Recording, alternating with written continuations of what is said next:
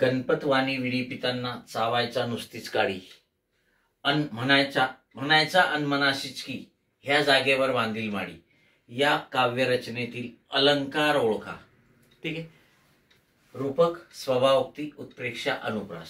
बघा, हे वाक्य जर तुम्ही वाचलं किंवा ह्या ओळी जर तुम्ही वाचल्या तर तुमच्या लक्षात येते की याच्यामध्ये गणपतवाणी जो आहे, या गणपतवाण्यांच्या लकबीचं, वेगवेगळ्या हालचालीचं हुबेहूब यथार्थ वर्णन केलेलं आहे. आणि जेव्हा एखाद्या व्यक्तीचं, वस्तूचं, वास्तूचं, गोष्टीचं किंवा त्यांच्या हालचालीचं जेव्हा वैशिष्ट्यपूर्ण, यथार्थ, हुबेहूब वर्णन केलेलं असते, त्या ठिकाणी कोणता अलंकार होतो? स्वभावोक्ती अलंकार. स्वभावोक्ती म्हणजे स्वभाव, त्याची त्यावेळेचा जो भाव आहे, जी स्थिती आहे, जी अवस्था आहे, त्याचं हुबेहूब वर्णन. आणि म्हणून इथे कोणता अलंकार होणार आहे? स्वभावोक्ती अलंकार.